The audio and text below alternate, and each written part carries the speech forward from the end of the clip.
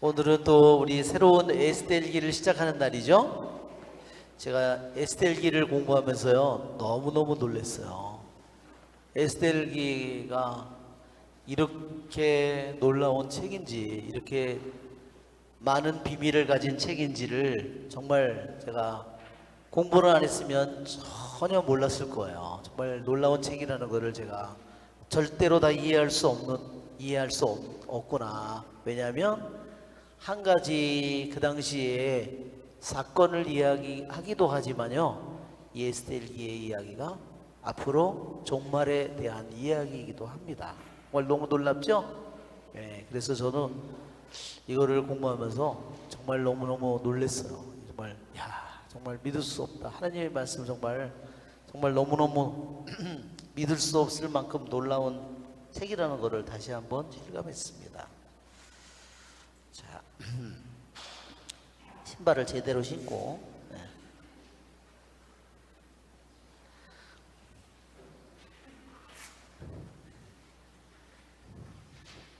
에스텔이 이쁜 거는 알지요? 근데 얼마나 이쁜지는 잘 몰라요. 몸매가 얼마나 이쁜지는 자세히 몰라요. 자, 우리 오늘 주님의 기도를 하고 시작하겠습니다. 성부와 성자와 성령의 이름으로 아멘. 하늘에 계신 우리 아버지의 이름이 거룩히 빛나시며 아버지의 나라가 오시며 아버지의 뜻이 하늘에서와 같이 땅에서도 이루어지소서. 오늘 저희에게 일용할 양식을 주시고 저희에게 잘못한 일을 저희가 용서하오니 저희 죄를 용서하시고 저희를 유혹에 빠지지 않게 하시고 악에서 구하소서. 성부와 성자와 성령의 이름으로 아멘. 참 예수님, 오늘 우리 실비아야, 내가 있잖아. 그 방에 그 외 성경 외에 크더랗게 확대한 그 종이 있지. 그 내 책상 오른쪽에 그거 해놓고 그거 가져오지도 않았다 보니까 제가 정신이 나갔어요. 오늘 6시부터 일어나가지고 지금 성경 공부 준비한다고. 그래서 지금 제정신이 아닌 것 같아요. 자, 오늘이 지금이 에스텔이죠. 자, 에스텔은 여러분 총 몇 장으로 되어 있나요? 한번 1장에서부터 끝장까지 한번 끝장을 볼까요? 끝장을 봐야지. 끝장을 봐야 돼요. 그러면 10장이죠? 그런데요, 에스텔기는 특이한 점이 있어요. 왜냐하면 자 보세요. 1장을 다시 펴보세요. 1장을 보면요, 자 1장에 뭐라고 그러냐면 장절을 잘 보세요. 동그라미 친 1, 2, 3, 4 이렇게 쭉 있죠? 그리고 17까지 있죠? 그리고 다시 1절이 시작돼요. 그렇죠? 어미, 이게 뭔 일이래요. 돌아버리겠네. 그렇죠? 여러분, 그래서 에스텔기에는요 이러한 부분이 총 6군데가 더 나와요. 이런 부분을 뭐라고 그러냐면요, 그릭 에디션이라고 그래요. 그릭 에디션. 말하자면 무슨 소리냐면, 이거를 히브리 성경을요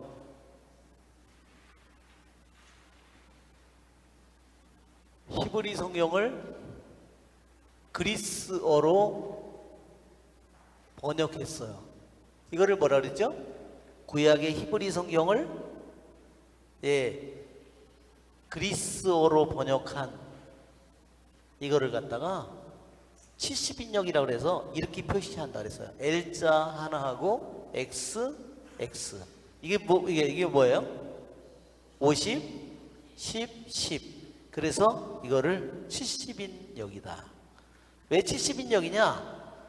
70명이 번역을 했다고 그래서 70인역이라고 부릅니다. 그러니까 이 70인역은 원래 라틴 말로는 셉투아진타라고 불러요. 셉투아 이게 70이에요. 라틴 말로. 찐따 있죠? 찐따는 열이에요. 이게 7이고 이게 열이에요. 셉투아가 7이고 이게 찐따가 열이니까 이제 뭐예요? 70이에요. 라틴 말로 70을 셉투아진타라고 부릅니다. 이게 히브리 성경을 그리스어로 번역하면서 추가를 한 게 둘, 셋, 넷, 다섯, 6개의 단락을 추가해서 집어넣은 거예요. 단락들을 1단락, 2단락, 3, 4, 5, 6 이렇게 단락을 추가해서 집어넣었어요. 이게 원래는 히브리 성경에 없는 거를 그리스어로 번역하면서 이렇게 6개의 단락을 추가해서 집어넣는데요. 이거는 몇 절이냐면 106절이에요. 절수로. 자, 지금 1번에는 몇 절인가요? 예, 1번에는 17절이 여기에는 1단락에는 17절이 추가됐어요. 이게 바로 그리스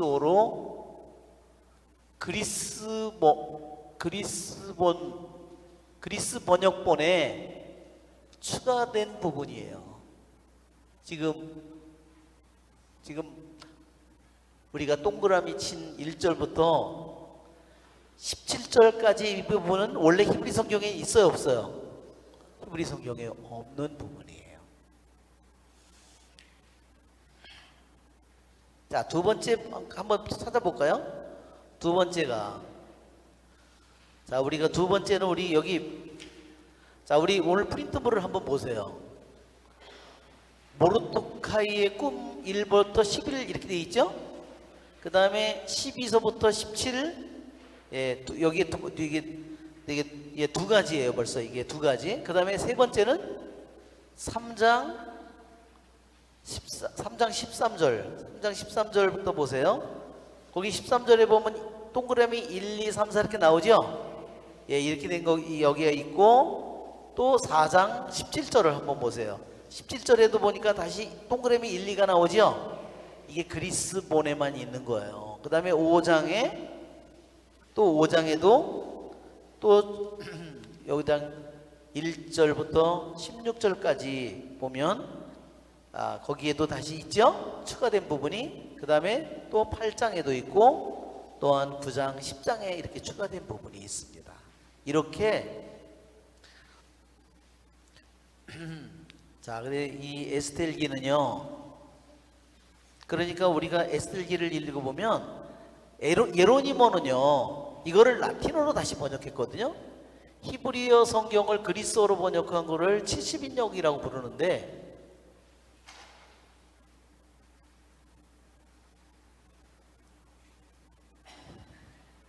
이거는 되게 몇 년 전에 이게 나왔다고 그랬죠? 그리스 번역본은 몇 년대에 나왔다고 그랬죠? 대강 BC, 예수님이 오시기 이전에요. BC 250년 전에 이미 완성된 거예요. 정말 놀랍죠? 그런데 4세기에 AD 4세기에 이 히브리 성경을 라틴 말로 번역했어요. 누가? 예, 그것이 예로니모입니다.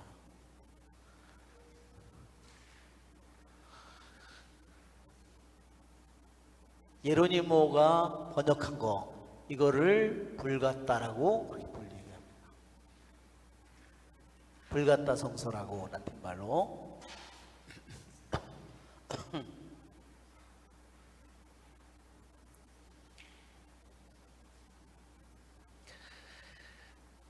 자, 그런데 분명히 우리들이 현재 읽고 있는 성경에는, 히브리 성경에는 이 추가된 6개의 단락이 추가된 추가된 6개의 단락이 6개 단락 106절이 없다는 겁니다.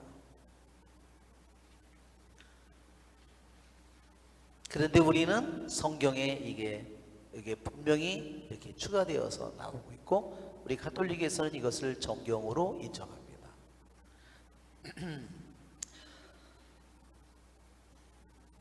왜 이런 문제가 생겼을까? 자, 그러니까 에스겔기에는 히브리본이 있고 그리스어로 번역본이 있는데, 그리스어 번역본에는 히브리 원래 성경에 없는 많은 추가된 부분이 있다는 겁니다. 그래서 이 예로니모는요, 이 추가된 부분을 우리는 그 내용에 1장, 2장, 3장, 4장 거기에 셋에 다 집어넣었잖아요. 내용에 맞게. 예로니모는 이걸 다 어떻게 했냐면요, 다 빼가지고 이거는 1장부터 10장 사이에다가 곳곳에다가 이렇게 집어넣었잖아요. 이렇게 예로니모는요, 1장부터 10장이 있으면 여기까지 이렇게 히브리 말처럼 이렇게 해놓고 여기다가 맨 뒤에다가만 추가를 시켜놨어.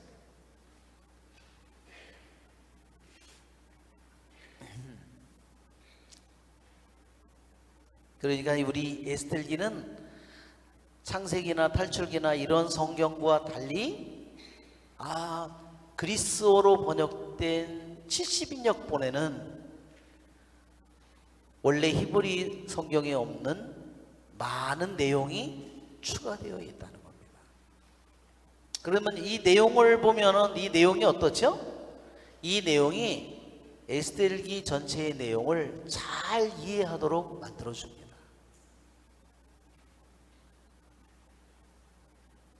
그래서 가톨릭에서는 이것을 정경으로 인정한 겁니다. 그런데 여러분, 마틴 루터는 어떻게 했는지 아세요? 이 책을 성경이 아니라고 그랬어요. 참 놀랍죠? 한 인간이 교회에서 정경으로 정한 성경을 자기 뜻에 맞지 않는다고 해서 성경에서 제해버렸다는 거야. 그건 너무나 정말 오만하죠? 예, BC 250년 전에 만들어진 성경인데, 자, 우리 이 에스겔이라는 먼저 우리들이 자, 이제 지금은 이렇게 이제 그 번역된 부분이 있다는 것을 우리들이 이제 먼저 설명을 드린 겁니다. 자, 이 에스겔기의 먼저 이름부터 우리가 한번 생각해 보면, 저자는요, 에스겔기의 저자는 모르도카이 또는 에스겔, 그리고 누구냐? 산헤드린이라고 그랬어요. 왕비는 어때요? 왕비는 하나의 말하자면 내용을 쓰라고 모르도카이 말하자면 삼촌에게, 그래서 저자는 모르도카이 플러스 에스겔, 그리고 이것을 다시 누가? 네, 산헤드린 이 사람들이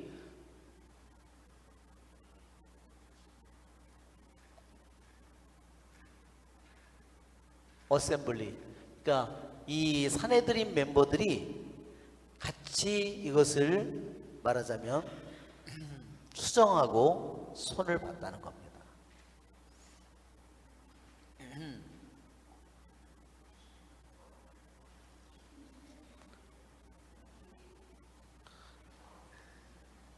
자, 에스겔이라는 이 성경에는요, 숨어 있는 게 되게 많아요.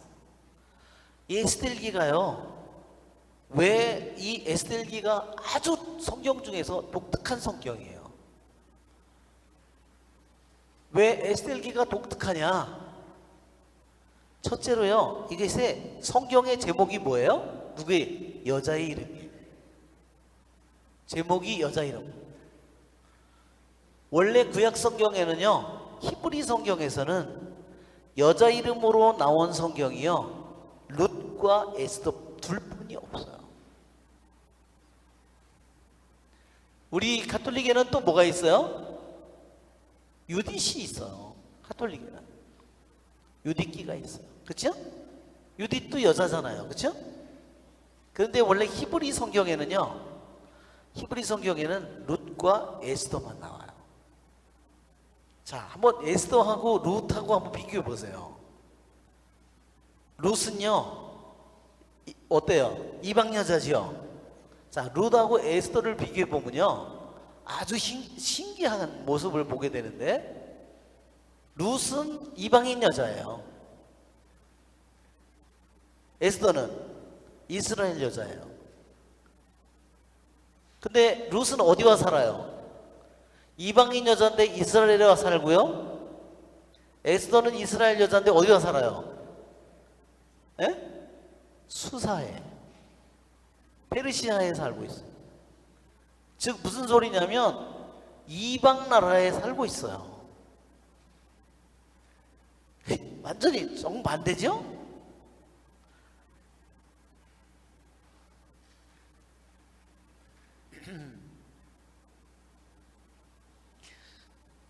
그래서 서로 완전히 다른 모습을 가지지만, 룻은 다윗의 증조부에 말하자면 자녀를 낳죠. 또 에스겔은 이스라엘이 아주 절대절명의 위기의 순간에 하느님께 중재의 기도를 바치고 대신 강구의 기도를 바쳐서 이스라엘 백성을 구원해내는 그러한 구원의 역사 속에서 중요한 일을 하게 됩니다. 자, 또 이 에스겔기가 독특한 점은 뭐냐면요, 이 성경 안에 하느님의 이름이 단 한 번도 안 나온다는 겁니다. 우리 히브리 성경, 우리 그리스 성경에는요, 그리스 성경에는 보면 1장서부터 뭐 여러 가지 의로운 민족이라든지 뭐 1장 동그라미 친 거 9절을 보세요. 하느님께 부르짖었다고 나오죠? 9절에 1장 동그라미 친 9절에 보면 하느님이 나오죠? 이거는 그리스 성경에 나오는 거죠. 히브리 성경에는 하느님이라는 단어가 단 한 번도 안 나온다는 거예요. 하느님이라는 단어가 단 한 번도 안 나오는데 어떻게 성경에 들어갔을까? 희한하죠? 하느님이라든지 모세의 율법이라든지 이스라엘이라든지 구원이라든지 뭐 하느님의 뜻이라든지 기도라든지 뭐 이와 같은 단어가 단 한마디도 안 나오는 거예요, 히브리 성경에. 그러니까 히브리 성경에 들어가기가 쉬웠을까요? 어려웠을까요?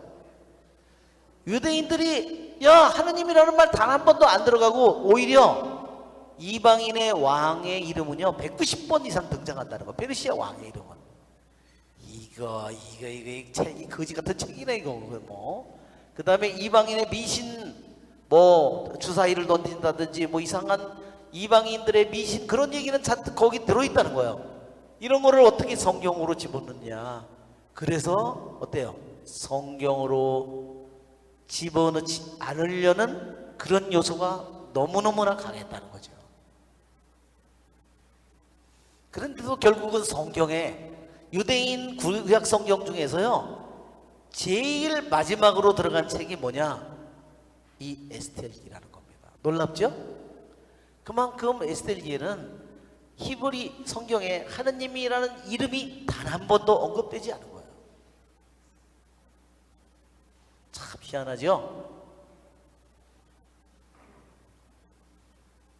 근데 거꾸로 생각해 보면요, 한번 하느님이라는 말, 기도라는 말, 이스라엘이라는 말, 모세의 율법이라는 말 단 한마디도 들어있지 않지만 그것을 그리스어로 번역했을 때 그리스어로 번역한 70인역에서는 야, 이거는 분명히 하느님의 성경이야.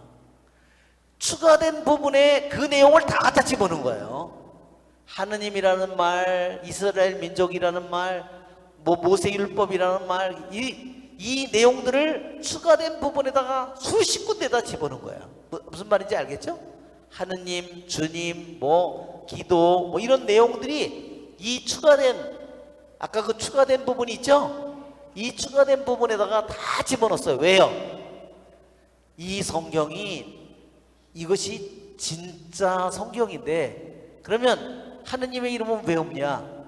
하느님의 이름이 숨어 있다는 겁니다. 하느님이 숨어 있는 거야. 정말 신기하죠? 자, 그래서 에스겔기가 참 제가 공부를 하다가요 정말 너무 놀랐어요. 자, 에스겔이라는 이름이요, 에스겔이라는 이름 자체가 숨겨진 이런 뜻입니다.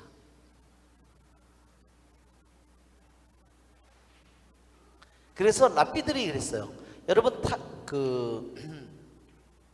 신명기 31장을 한번 펴보세요. 신명기 31장.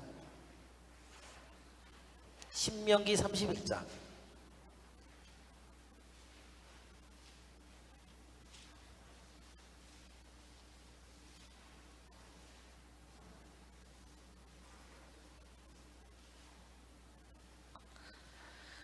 자, 31장에 보면 신명기는 모세가 40년 동안 에집트를 탈출해서 시나이 광야를 거쳐서 약속의 땅에 들어가려고 40년을 광야에서 계속 방황을 하다가 에돔을 거쳐서 모압 암몬을 거쳐서 드디어 약속의 땅에 들어가기 위해서 모압 불판에 가 있을 때 쓴 것이 신명기 책이에요. 신명기 맨 끝에 부분은 더군다나 신명기 31장은요 모세의 죽음이 가까이 왔음을 얘기합니다. 주님께서 모세에게 14절 31장 14절에 주님께서 모세에게 하신 마지막 말씀, 그때 주님께서 15절을 보세요. 주님께서 구름 기둥 속에서 천막 안에 나타나시고 구름 기둥은 천막 어귀 위에 머물러 있었다. 이게 하느님의 영광이라 그랬죠? 이게 쉐키나 클라우드, 쉐카이나 클라우드라고, 그래서 이것이 바로 영광의 구름, 영광이 나타났다. 그러면 그것이 뭐냐면 구름 기둥, 불 기둥이 나타나는 것을 영광이 나타났다고 표현해. 왜? 하느님은 전혀 우리들이 알 수 없는데 불기둥, 구름기둥이 갑자기 나타나는 순간에 하느님의 현존을 그들이 느낀 거야. 그를 영광이 나타났다고 표현합니다. 즉 보이지 않는 하느님께서 당신 백성에게 하느님께서 그들과 가운데 계심을 드러내는 순간 영광이 나타났다고 얘기합니다. 자, 16절부터 우리가 같이 읽어볼까요? 주님께서 모세에게 말씀하셨다. 자, 이제 너는 조상들과 함께 잠들 것이다.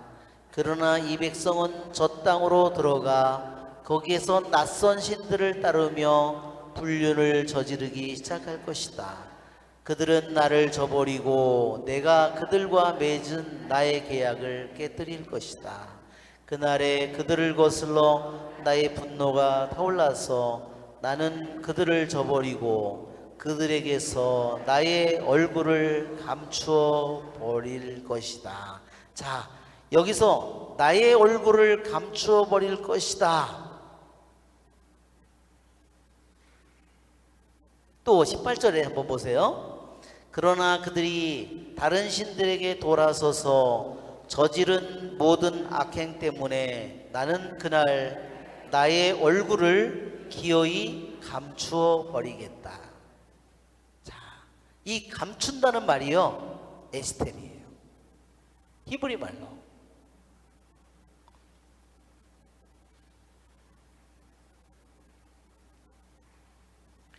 이것이 감춘다는 말이요 스텔이에요. 어원이 스테르.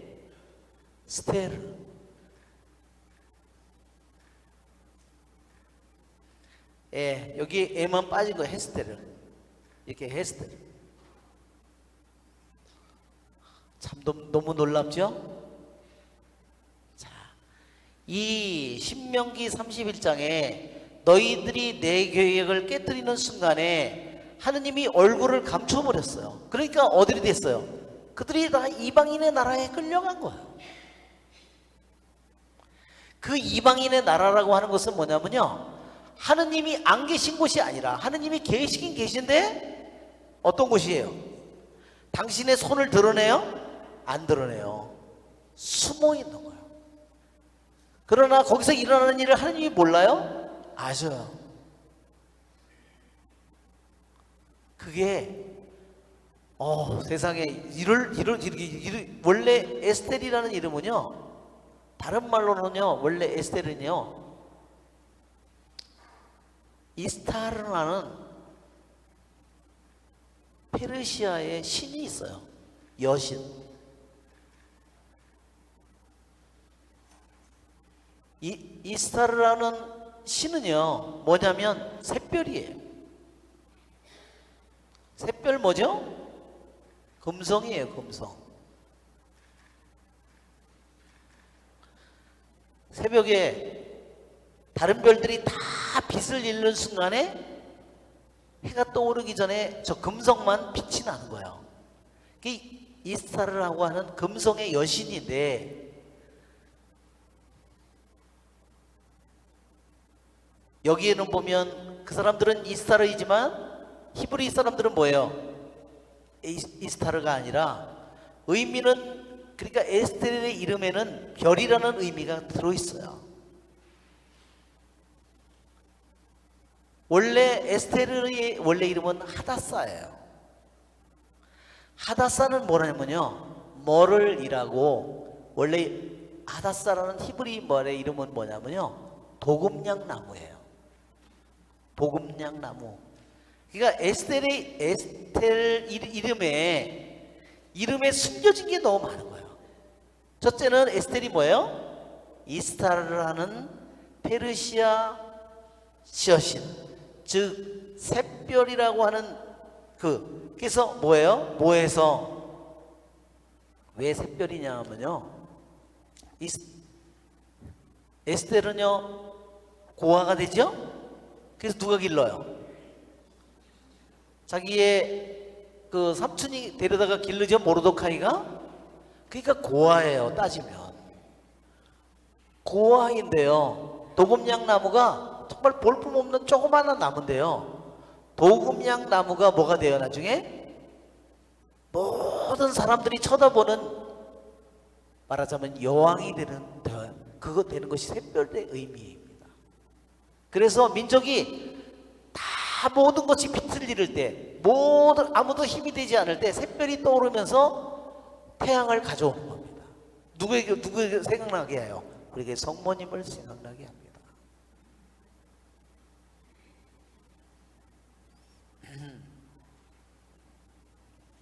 그런데 이 도금냥 나무는요, 이 하다사라는 도금냥 나무는요, 유대인들에게 어떤 의미를 가졌냐면 의로운 사람을 뜻합니다. 도금냥 나무는요, 향기가 있답니다.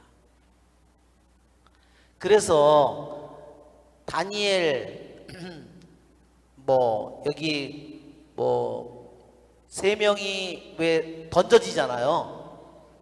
예, 그 세 명이 다 뭐라고 표현되냐면 도금냥 나무라고 표현됩니다. 왜? 그 사람들은 자신의 신앙을 생동으로서, 행동을 통해서 향기가 퍼져나가는 도금냥 나무예요. 의로운 사람들을 하느님께서 항상 도금냥 나무로 표현했다는 겁니다.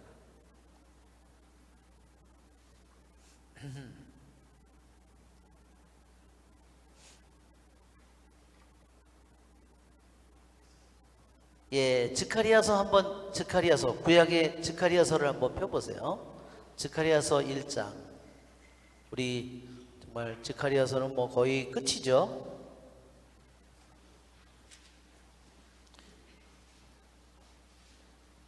1장 8절에 보면, 내가 밤에 보니 붉은 말을 탄 사람이 골짜기에 도금냥 나무 사이에 서 있었다. 그렇게 돼 있죠?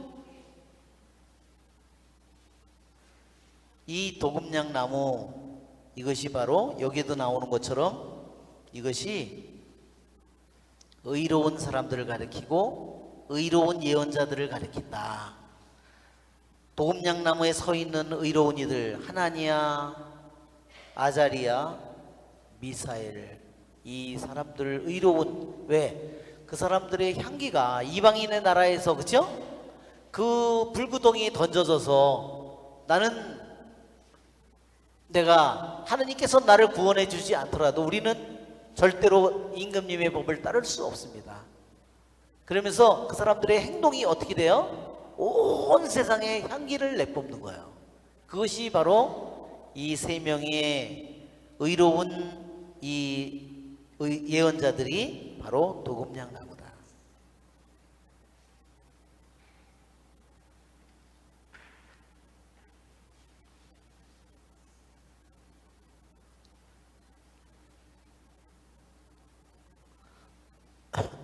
자, 이제 에스테르는 이름 자체가 첫째로 이스타르라는 이름, 샛별, 금성. 두 번째는 이름 자체가 스테르라는 이름에서 이것이 감춰진, 왜? 내가 너희들이 내 계약을 깨뜨리면 내 얼굴을 감추어 버리겠다. 그래서 그들이 귀향을 간 게 뭐예요? 하느님이 약속의 땅인 이스라엘 땅에서 하느님이 얼굴을, 거기 계시지만 얼굴을 감추고 손을 감추었어요. 능력의 손을. 이스라엘에서는 그 손을 내뻗었죠. 당신 능력을 팍 내뻗어서 나일강이고 태양이고 모든 거를 쫙 다 쳐서 어떻게 됐어요? 그 거짓 신들을 다 밝혀내고 이집트를 치잖아요. 근데 약속의 땅에 들어온 다음에 계약을 깨뜨리니까 어떻게 했어요? 그 손을 감춰요. 그 얼굴을 감춰버립니다.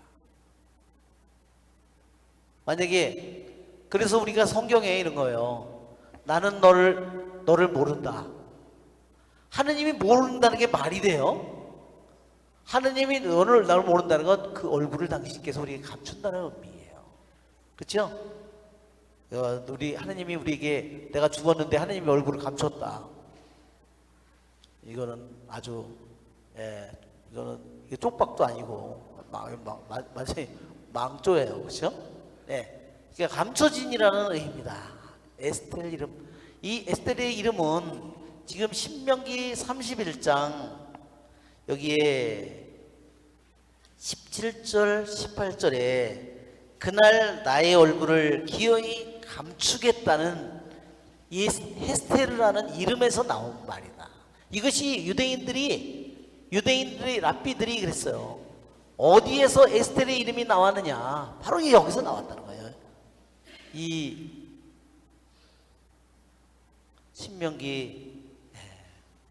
그러니까 아까도 얘기한 것처럼 룻은 이방인 여자이지만 이스라엘 땅에 들어와서 구원의 메시아의 자녀를 이어가지만 에스텔은 이스라엘 여자인데 어때요? 이방인의 땅에 가서 삽니다.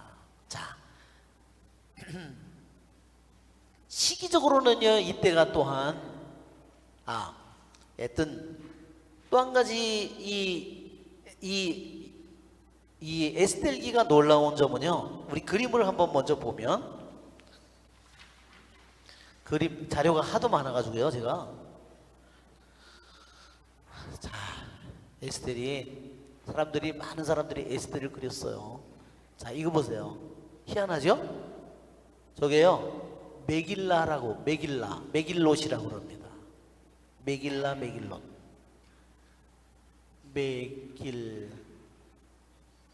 메길라. 자, 이게 뭐냐면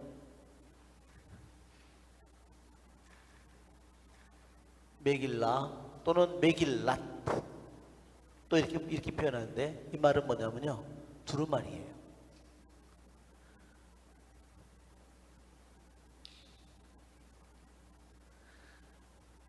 특히 메길라라는 히브리 성경 중에서요, 메길라로 표현되는 게요, 총 5건이 있어요.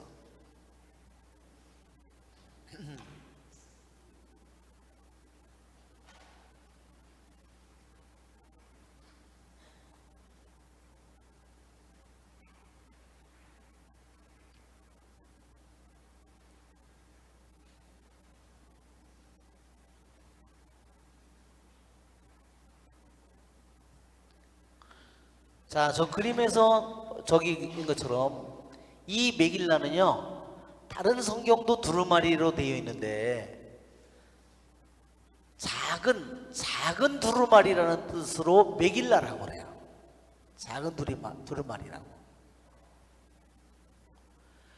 그런 책이 총 5건인데요.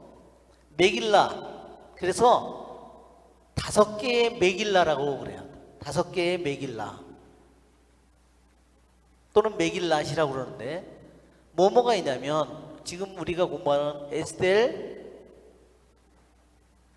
룻, 그 다음에 에가, 아가, 에스텔, 룻기, 에가, 아가, 집회서.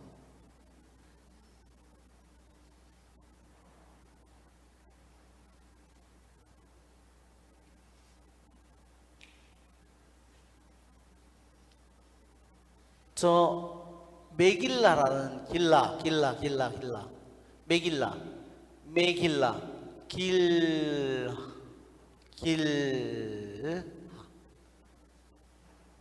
이 말이요, GLH, 이 말이 무슨 말이냐면요, 히브리 말로 이게요, 드러내다 이런 뜻입니다. 정말 너무 놀랍죠? 에스텔 5개의 메길라는요, 뭔가를 드러내는 거예요. 숨겨진 것을 드러내는 거예요. 숨겨진 거를. 이게요, 이 5건이 다 유대인들이요, 이게 축제 때 읽는 이게 푸림절에 이걸 읽어요. 푸림절. 이거는 아가서는 과월절에 읽고요. 에가는 아비볼에 이스라엘의 멸망을 애동하면서 읽고, 이것은 룻기는 샤브옷에 오순절에 읽고요. 이것은 초막절에 읽습니다. 이게 뭐냐면 축제의 성격을 드러내주는 거야. 축제의 성격을 드러내주는, 말하자면 숨겨진 것을 보여주는. 그러니까 한편으로는 에스텔이라는 이름은 숨겨졌다는, 하느님이 당신의 얼굴을 숨어버리겠다고 했죠? 숨겨진 의미라고 다 있지만, 이 두루마리는 이것이 펴지면서 어떻게 해요? 이 사람들이요, 푸림절 이날에 약 3월달이에요. 오늘날 우리 달력으로는 3월입니다. 이게 아달월 13일, 14일 이랬대요. 12, 13, 14일 이때 이것을 지내는데, 이거를요 2번 하루에 읽는 겁니다. 하루는 저녁에 밤에 읽고요, 하나는 낮에 읽는 겁니다.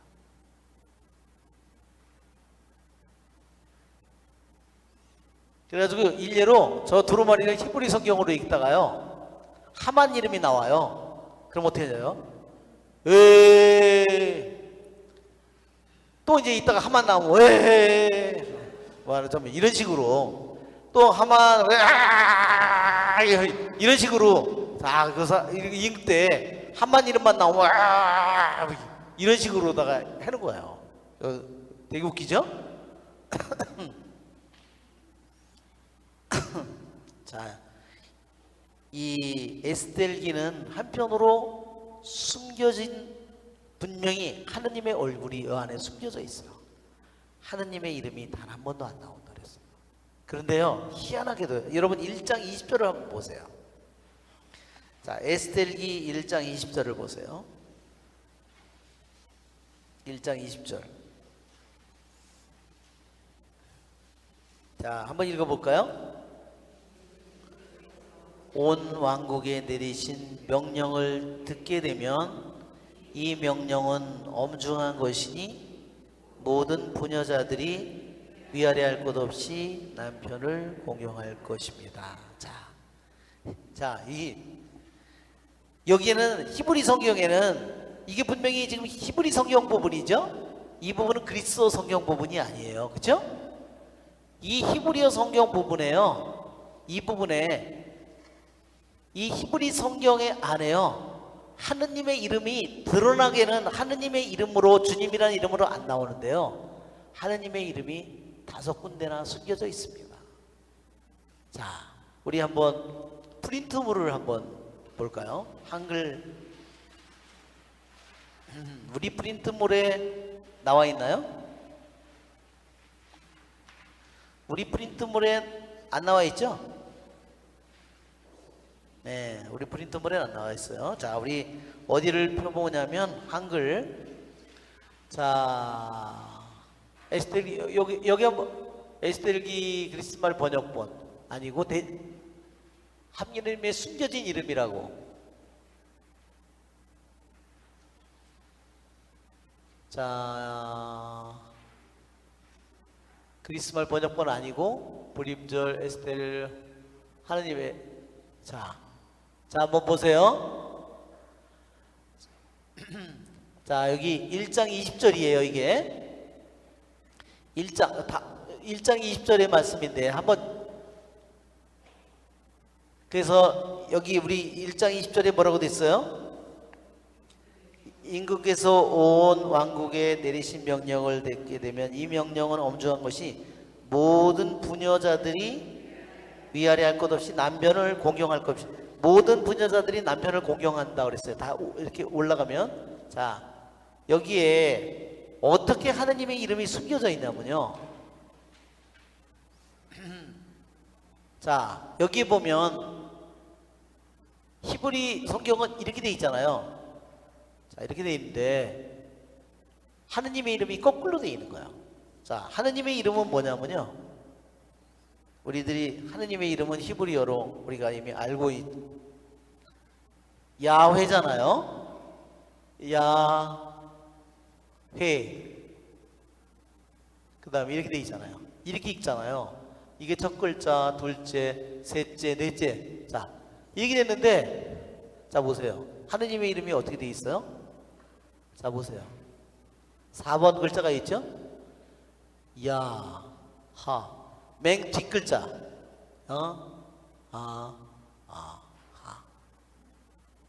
왜 저렇게 치죠? 하느님의 이름을요, 이 단어에 이탄, 그 다음에 원하, 쉼, 하나심, 그 다음에 우칼, 히야, 이 단어들 속에요, 하느님의 이름이 이 맨 단어에 누구도 잘 알아보지 못하게 거꾸로 이야, 그 다음에 하, 오, 하, 이 글자, 이 글자, 이 글자, 이 글자로 글자에다가 딱 집어넣는 거예요. 그러니까 이렇게 집어넣을 수도 있는데 이 이름을 거꾸로 집어넣는 거예요. 쉽게 하느님의 이름을 알아보지 못하도록 저렇게 집어넣었어요. 이런 군데가 5군데나 나온다는 겁니다. 그러니 이게 얼마나 놀라운 일이냐는 겁니다. 하느님의 이름을, 그 중에 우리 1장에 나오는 하느님의 이름을 이렇게 여기다 숨겨둔 거예요. 이게 뭐예요? 하느님께서 당신의 얼굴을, 내가 계약을 깨뜨리면 내 얼굴을 감추겠다. 정말 이것을 보면 여러분 너무 소름끼치죠? 그런 게 5군데나 나와 있다는 겁니다. 그래서 이제 오늘은 우리가 이제 한 가지만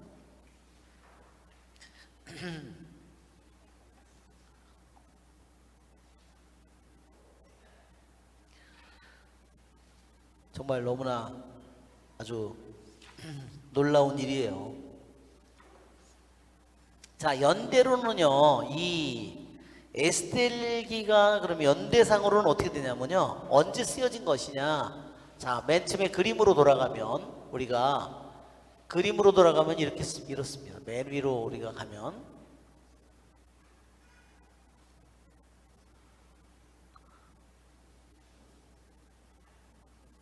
이게 왜 안 넘어가지? 예. 자, 이렇게 저 룻기가 메길라라고 그랬죠? 그래서 저렇게 히브리 글자도 써놓고 글자를 집어넣고 거기다 그림을 집어넣고 또 히브리 글자를 집어넣고 이렇게 해서 이렇게 해서 이 작은 두루마리를 만들어낸 건데, 이것은 메길라라는 의미는 뭐예요? 뭔가를 드러낸다, 이런 뜻이라 했어요. 에스텔의 이름은 뭔가를 감춘다. 뭐를 감춰요? 하느님의 얼굴을 감춘 것이다. 하느님의, 자, 그 다음에, 자, 이거는 그림이 아주 정말 멋있는 그림인데 잘 이거 흐려서 나타나질 않네요. 잘. 자, 그다음에 지금 첫 장면이요, 페르시아 대왕이 어마어마한 정말 권력을 가진 정말 왕인데 거기서 지금 파티를 열고 있는 거예요. 전부 다 술잔은 다 뭐라 그랬어요? 완전히 금잔인데요, 생긴 모양이 금잔이 다 달랐다고 그랬어요. 얼마나 부자였는지 상상을 초월하는 겁니다. 예, 에스텔, 예, 이거는 크세스 말하자면 그 에스텔의 남편이에요. 예, 지금 여기 잔을 다 들었죠? 예, 우리 성장 마냥, 예, 뭐 제 성장은 여기에 비하면 뭐 아무것도 아니에요, 그냥. 예, 전부 다 금잔을 들고 술을 마시고 있어요.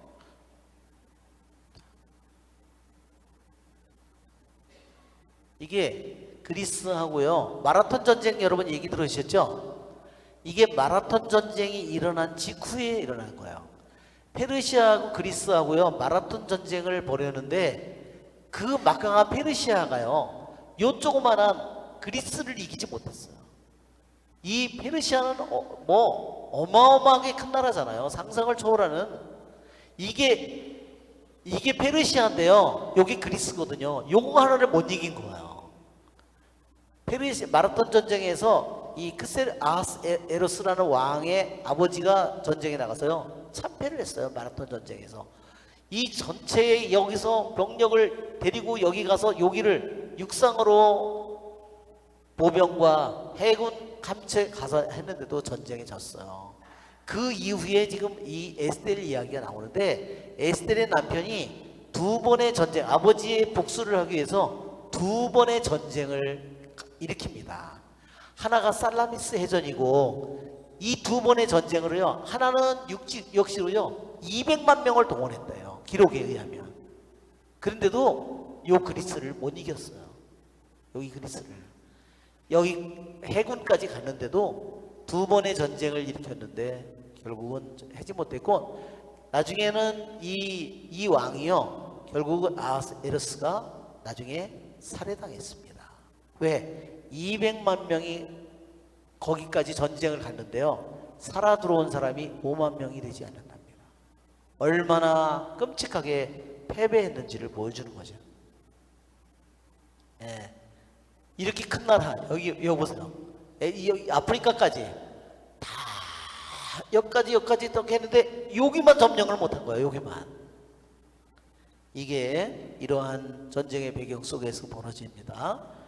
자, 이제 이게 해군이, 이거는 육지의 군대가 간 거고요.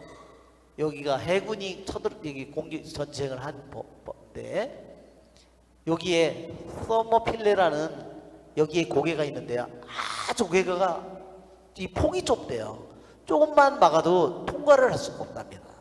그래서 20만 대군이 여기까지 와서도 이길 수가 없었던 거예요. 자, 이게 에스텔기는요, 언제 나오는 거냐면 에즈라 1장과 6장, 7장 사이에 여기에 보면 시간 간격이 있어요. 이때 에스텔이 나오는 겁니다. 에즈라 6장과 7장 사이에서 에스텔이 활동을 한 거예요.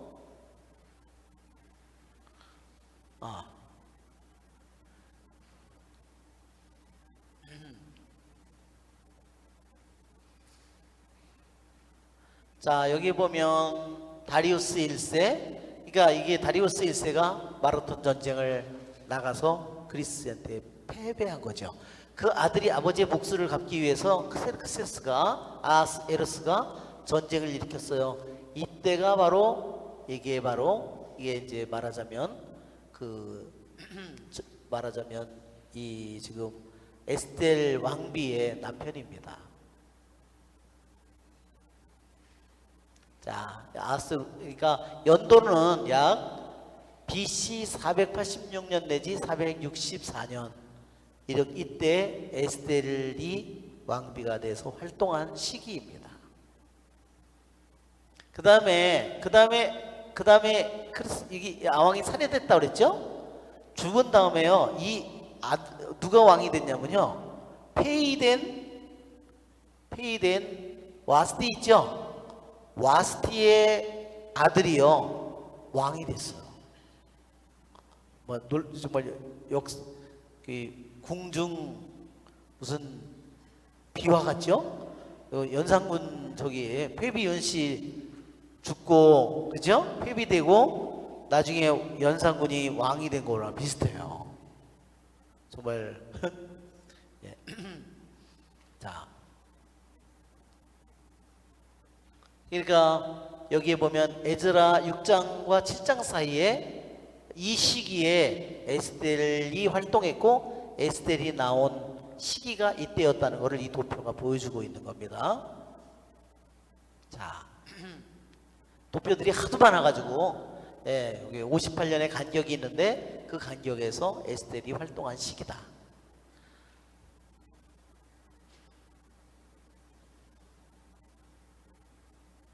그러니까 우리가 보면은 아시리아, 바빌로니아, 메도 페르시아, 그리스, 로마. 다니엘이 꿈을 꾸죠? 머리와 가슴과 정경이와 발과 이게 바로 그겁니다. 아시리아, 메도 페르시아, 바빌론, 이게 바로 그 네 개를 가리키는 겁니다. 마지막이 로마예요. 그 큰 꿈의 상을 보잖아요. 그것이 바로 이겁니다. 자, 아가서 우리 입문을 하다가 이 에스텔기는 푸림절에 성경에서는 탈출기와 레위기에서 연중에 이런 축제를 지내야 된다. 3대 순례 축제가 있었죠? 레위기 23절에 봄축제, 오순절 축제, 가을 축제. 이 하느님이 정한 3개지만 3대 순례 축제지만 실제 그 안에 들어있는 것은 7개 축제예요. 근데 7개 축제 말고 2개 축제가 더 있는데 유대인들이 지키는 그게 하나는 푸림절이고요. 하나는 하누카예요. 하누카는 어디서 나왔어요? 마카베오에 나와서 마카베오에 그 이야기가 나와요. 하누카 축제를 말하자면 지내는 것은 마카베오가 있기 때문에 하누카 축제를 지내는 겁니다.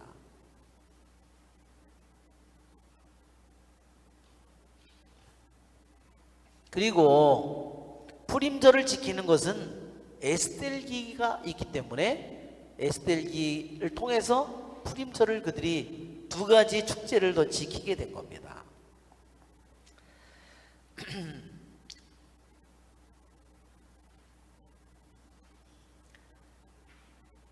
자, 이 에스텔기에는 그래서 에스텔이라는 이름 속에 있는 것처럼 숨겨진 얼굴, 누구예요? 숨겨진 얼굴이 누구지요? 하느님의 얼굴입니다. 여러분이 에스텔이라는 말을 들을 때 하느님이 당신의 얼굴을 드러내지 않고 숨겼구나. 그들이 귀향을 간 것 자체가 하느님이 얼굴을 감춘 거예요. 이래서 이거를 에스텔 파님이라고, 에스텔 파님, 에스텔 또는 에스텔 파님 이렇게 부릅니다. 에스텔 파님. 파님은 이게 뭐냐면 얼굴이에요. 이것은 감추는 거예요.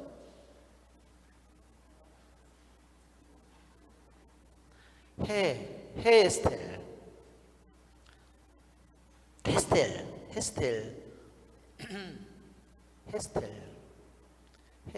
헤스텔 파님 얼굴을 이게 에스텔기에 그러니까 에스텔기는 어때요? 더욱더 주의를 기울여서 읽어야 되는 거예요. 현재에도요 이스라엘 땅에 살고 있는 유대인이 200만 명이랍니다. 근데 전 세계에 흩어져 있는 유대인은 몇 명이냐면요 1600만 명이라는 거예요. 자, 우리가 한번 보면요 에스텔기가 왜 그 숨겨진 하느님의 얼굴을 왜 생각하게 하냐면 70년의 귀향이 끝나서 고레스 대왕이 내 나라로 돌아가도 좋다. 그죠? 약 5만 명 맨 처음에 돌아갔죠? 총 돌아간 사람이 2차, 3차 귀환에서요 6만 명이 되지 않아요. 그러면 몇만 명이 거기 남았을까요? 돌아간 사람 몇 프로나 됐을까요? 10%도 안 된다고 그랬죠? 그러니까 돌아갈 기회를 줬는데도 돌아가지 않는 거예요.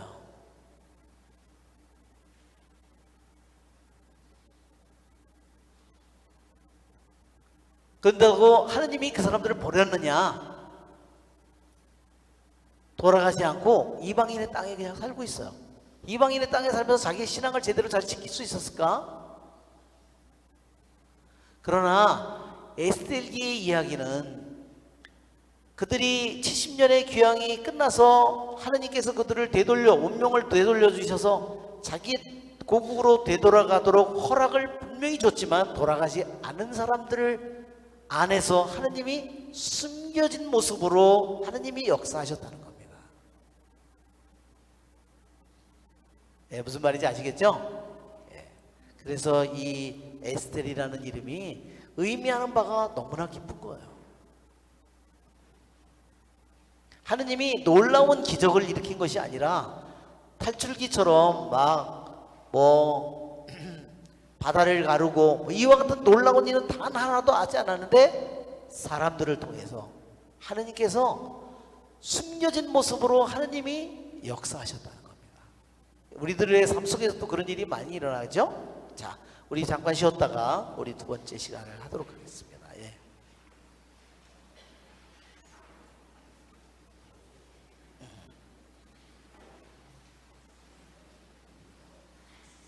에스텔기 우리가 오늘 이제 입문을 이제 하고 있는 겁니다. 예.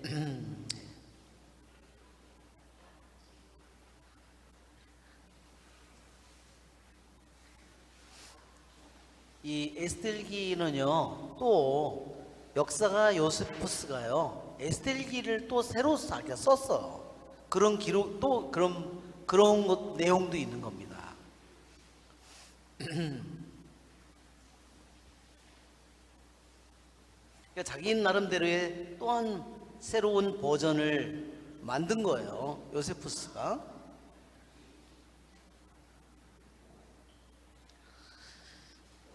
자, 그래서 많은 이 에스텔기에 대해서 이것은 성경이 아니다 또는 이것은 역사의 이야기가 아니라 그냥 사람들이 꾸며낸 얘기다.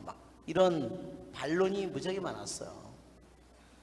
근데 이 내용을 읽어보면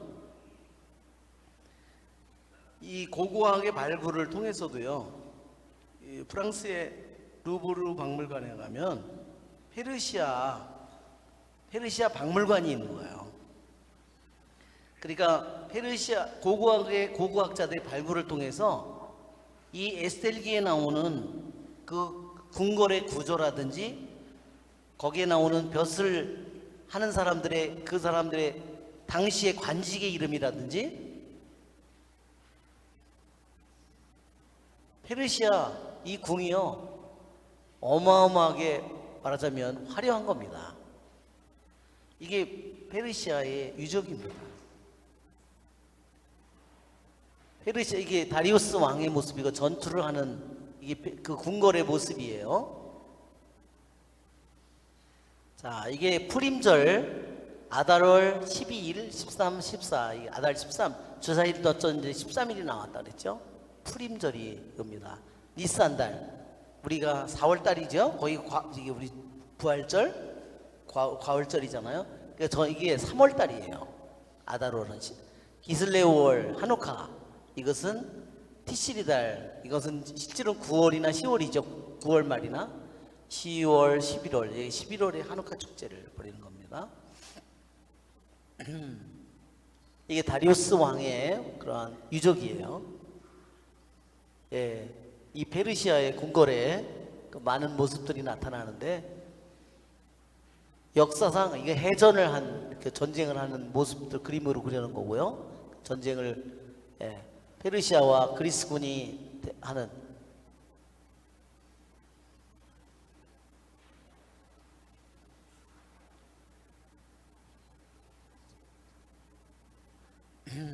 그런데 이 고고학자의 그런 발굴을 통해서 그 루브르 박물관 안에 학자들이 페르시아 궁궐에 있는 모든 것들을 가져다가 모자이크라든지 그런 걸 가져다 그대로 해놨는데 그게 페르시아의 여기 성경에 나오는 색깔하고 똑같다는 겁니다. 그러니까 거의 관직의 이름이 다른 나라에서 사용하지 않는 관직의 이름 다 그 궁궐의 구조 모든 것들이 너무나 역사적인 거라는 겁니다. 자, 그래서 이 에스들기를 쓸 때 역사만 그대로 쓰지 않았고 거기에 역사를 이용하면서 이야기를 하는 식으로 말하자면 이 에스텔기가 이루어져 있다는 거예요. 그래서 이런 말하자면 역사적인 이러한 말하자면 스토리로 이 이야기가 꾸며져 있다는 것을 우리들이 먼저 잘 염두에 뒀으면 좋겠어요. 그 다음에 이 에스텔기의 전체에 왜 그러면 하느님의 이름을 왜 생략했느냐? 이제 그 페르시아 그 어마어마한 지역에 유대인을 다 학살하는 명령이 내려갔잖아요. 그러면 다시 이스라엘 유대인들은 그날에 자기를 방어할 수 있다. 자기 목숨을 지킬 수 있다는 또 이제 칙령이 내려가잖아요. 이것을 각 지방에 다 써서 보내다 보면 하느님을 믿는 이스라엘 백성의 의로운 백성의 이런 얘기를 다 집어넣으면 어떻게 돼요?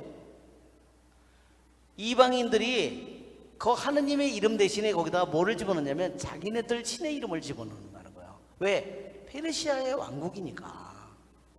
페르시아의 신이 누구예요? 마르둑이에요. 여기서 모르드카이도요 마르둑이라는 이름에서 나왔다는 겁니다.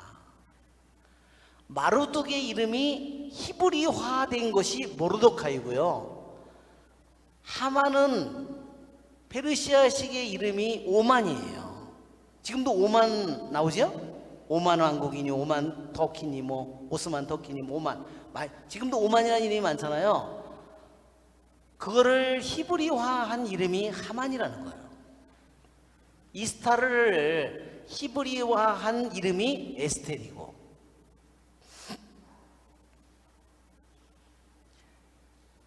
즉 왕의 연대기에 페르시아 여기에서 이렇게 하만의 음모에 의해서 이스라엘 백성 민족을 아주 멸종시키려는 이러한 계획을 꾸며서 하는 왕에게 거짓말을 해서 유대인을 다 죽이라는 칙령이 한날에 다 죽이라는 칙령을 내보냈는데 하느님께서 하느님께 부르짖자 하느님께서 그들을 도와주셔서 하느님께서 하만의 거짓된 모든 음모가 드러나게 하고 다시 이스라엘 백성이 자신을 지킬 수 있게 하고 하만은 몰락했다. 그쵸? 자기가 매단 죽이려고 모르드카이를 죽이려고 매단 말뚝에 자기가 죽고 자기 자식들이 다 죽었다. 이런 거를 써서 보내면 하느님의 이름이 있는 곳에다가 이것은 이스라엘 백성이 아니잖아요. 이 페르시아 왕국에 있는 전체는. 그러니까 거기다 마르둑이라는 이름을 써놓을 거라는 거죠. 그러니까 그것은 하느님의 이름에 대한 모독이 되기 때문에 하느님의 이름이 들어가야 될 부분, 하느님의 손길, 하느님의 역사가 드러날 부분에 하느님의 이름을 다 빼버렸다는 거예요. 그럴 수밖에 없었다는 거죠.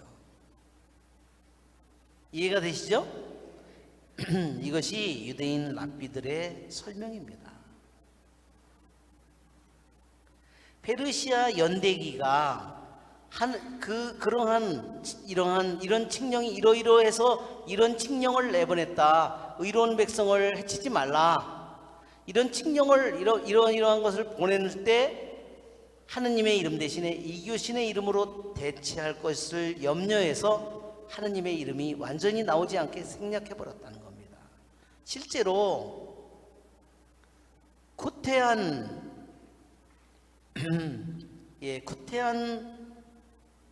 쿠테한은 나라의 이름이에요. 이 사람들은요, 자기들의 성경에서요, 이스라엘의 성경을, 구약의 성경을 얘기할 때 창세기에 하느님의 이름 대신에 누구의 이름을 집어넣냐면 자기 하느님의 이름을 다 바꿔 쳐버린 거예요. 이게 이방인들이거든요.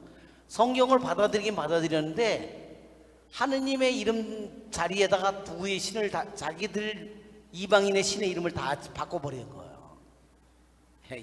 실제로 이런 일이 일어났다는 거죠.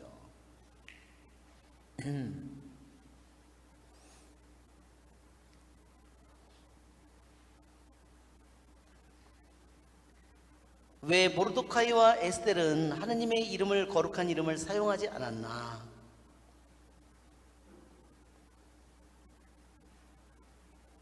자, 여기 아까도 얘기한 것처럼 이렇게 하느님의 이름을 사용한다면 분명히 하느님의 이름이 대체되고 모독당할 위험이 있기 때문에 그들은 일부러 애써서 하느님의 이름, 기도가 하느님의 이름이나 기도나 율법이나 이 모든 이스라엘이나 이런 말이 들어가야 될 자리에 일부러 다 생략을 했다는 겁니다. 그래서 하느님의 이름이 드러나지 않도록 숨겨두었다는 겁니다.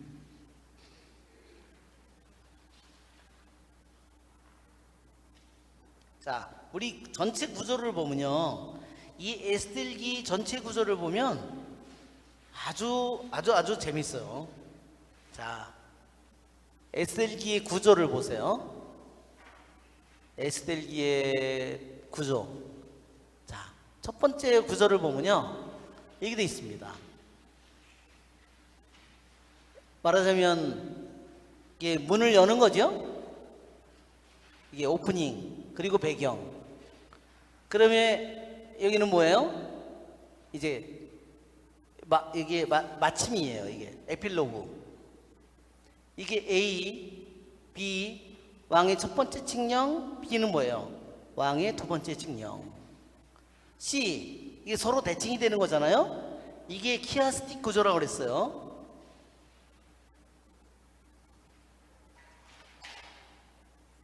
이게 역대칭 구조라고 그렇게 얘기했습니다. 성경에는 이와 같이 이 이야기를 많이 만든다고 그랬죠? 왜 키아스틱 구조로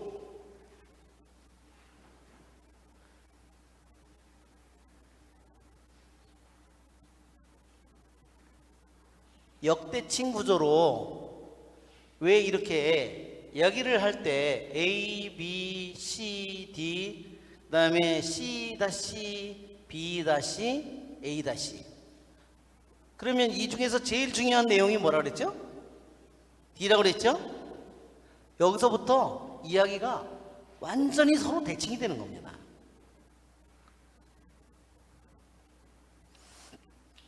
자, 그러면 우리가 한번 AA, BB, CC를 비교해 보면, 자, 이것은 서론이고 이건 결론이고, 왕의 첫 번째 칙령이 B고 B-는 왕의 두 번째 칙령이에요. 8장 9장 2장 3장. C는 뭐냐면 하만과 모르드카이가 충돌하는 겁니다. 그런데 여기서는 뭐예요?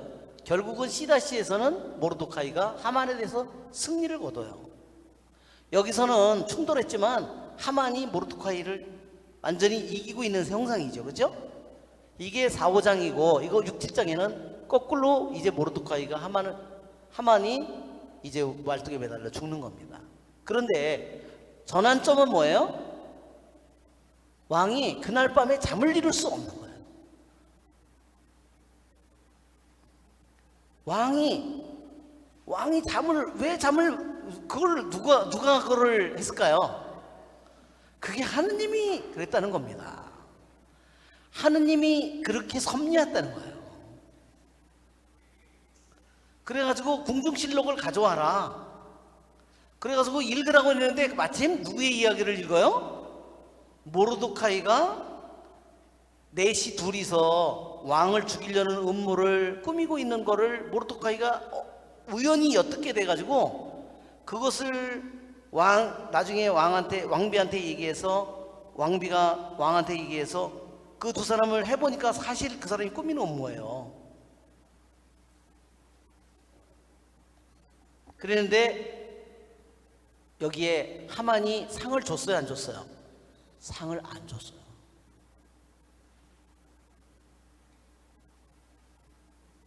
그러니까 하만은요, 두 명의 내시, 그 두 명의 내시는 누구와 관련이 있냐면요, 하만과 관련이 있는 거예요. 그 두 내시가 죽은 일로 인해서 이 하만이 모르드카이와 모든 유대인을 죽일 결심을 하는 겁니다. 자, 이 이야기가 그날 밤에 왕이 잠을 이룰 수 없다는 이 이야기를 통해서 극적으로 완전히 반전이 이루어지는 겁니다. 자, 이게 에스겔기 전체 구조인데요. 또 다른 이 대칭 구조가 있어요. 그러니까 이 에스겔기에 숨겨져 있는 모습이 또 많아요. 자, 우리가 한번 또 하나 대칭 모습을 보면요. 자, 이걸 보세요. 자, 보면 어떻게 되냐면요. 맨 처음에 요것만 A, B, C잖아요. C는 뭐냐면 한번 C만 크게 해보세요. 유대인의 단식이에요. 이건 아까하고 다르죠? 아까는 6장에서 바뀌죠? 근데 이거는 어디서 바뀌어요? 4장에서 바뀌어요. 자, 뭐에서 바뀌냐면요, 유대인이 단식을 하면서부터 모든 게 뒤집히는 거예요. 너무 소름 끼치죠? 자, 그걸 위를 보세요. 위에. 자, A는 뭐냐면 아스에로스 왕이 연애를 베풀어요. 아스에로스 왕이 연애를 베푼다. 자, 그러면 A 다시 아래로 가면, 맨 아래를 가면 모르드카이가 연애를 열어요. 대칭이 되죠? 그 다음에 B를 보세요. 그 다음에 아까는 왕이 연애를 베푸는데 이것은 누가 연애를 베풀어요? 와스티가 연애를 베풀고, 그 다음에 또 누가 연애를 베풀어요? 에스텔이 연애를 베풀어요. 그죠? 그러면 B-가 어떻게 되냐? 에스텔이 연애를 열고요, 에스텔이 또 연애를 또 열잖아요. 임금님 보고 와달라고. 그렇죠? 그래서 이 하만이 죽이려고 그러는 것이 나고 우리 민족이다. 그렇죠? 자, 그러면서 이 모든 내용이 단식을 하면서부터, 단식하고 하느님께 부르짖고 기도하는 순간부터 모든 것이 완전히 정반대로 뒤집힌다는 거예요.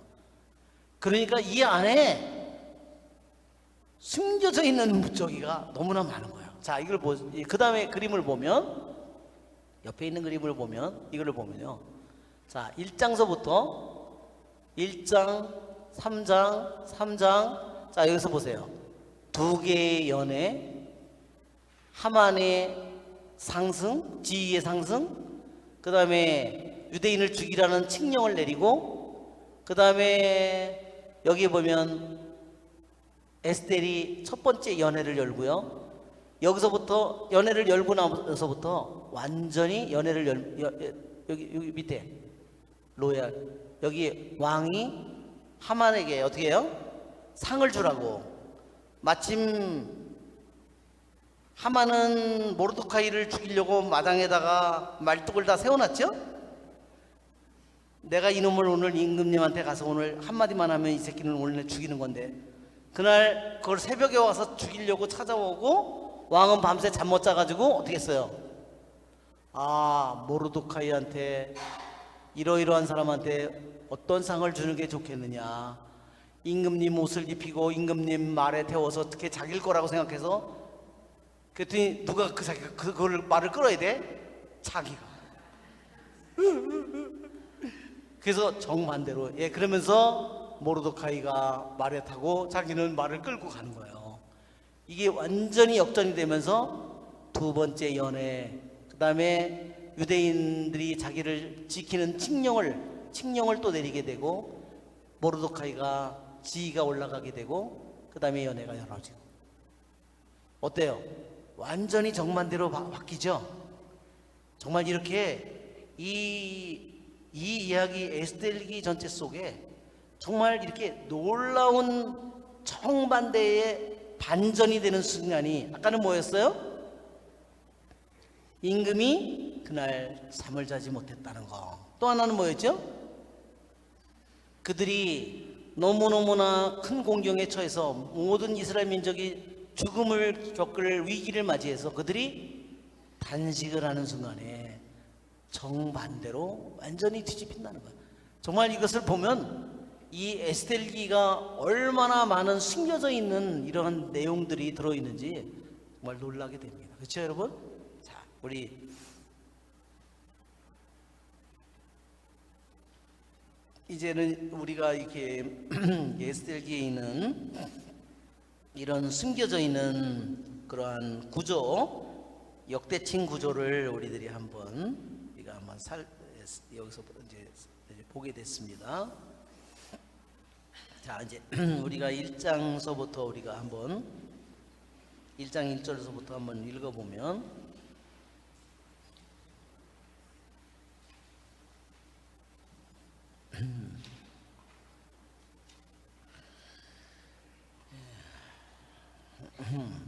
자, 우리 한번 크세르크세스 대왕 통치 제2년 니산달 초하룻날 모르드카이가 꿈을 꾸었다. 그는 베냐민 지파 출신으로 그의 아버지는 야이르, 할아버지는 시므이, 증조부는 키스였다. 수사 성읍에 사는 유다인인 그는 왕궁에서 공직하는 사람으로 중요한 인물이었는데, 바빌론 임금 네부갓네자르가 유다 임금 여코냐와 함께 예루살렘에서 잡아온 포로들 가운데 하나였다. 그가 꾼 꿈은 이러하다. 소리와 소음, 천둥과 지진, 소동이 땅 위에서 일어나고 있었다. 그때 거대한 용 두 마리가 서로 싸울 태세를 갖추고 다가오며 크게 으르렁거렸다. 그들이 으르렁거리자 모든 민족들이 의로운 민족을 치려고 전쟁을 준비하였다. 그때는 어둠과 암흑의 날이었으며 한난과 공궁, 재난과 대소동이 땅 위에서 일어나고 있었다.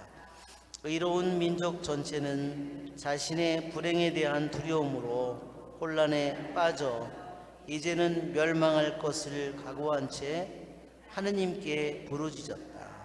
그러자 마치 작은 샘에서처럼 그들의 부르짖음에서 물 많은 큰 강이 생겨났다. 빛과 해가 솟아오르고 비천한 이들이 드러눕혀져 존대해봤던 이들을 집어삼켜버렸다.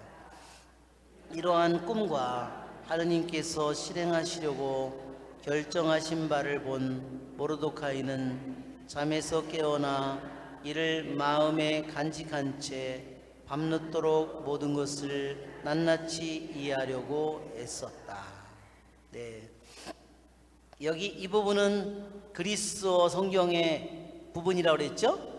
예, 히브리 성경에는 전혀 없는 부분이에요. 그러니까 지금 밑에 히브리 성경에 있는 내용과 여기는 하느님이라는 이름, 주님이라는 이름, 뭐 이스라엘이라는 이름, 이런 내용들이 다 여기에는 들어가 있어요. 그렇죠?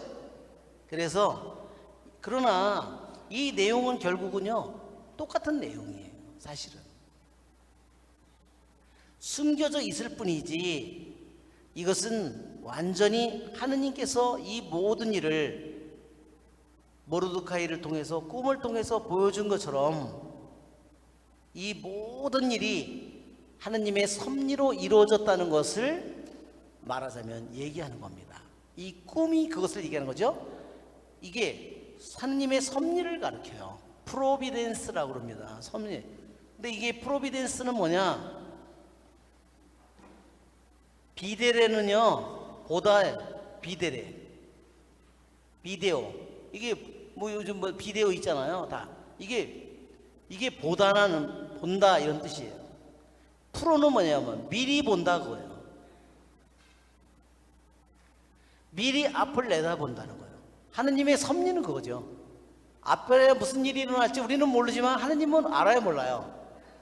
100가지 가능성이 있다고 해도 하느님은 다 알죠.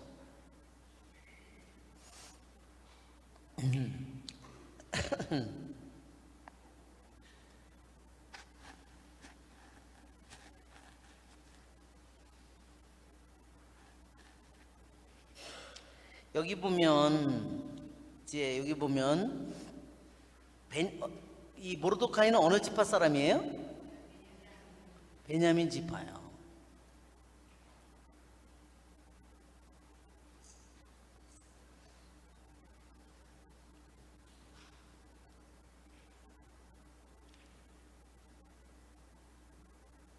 자, 키스는 원래 따지면 키스는 누구예요? 사울 아버지의 이름이 키스예요. 우리 이름으로는 쪽일 것 같은데.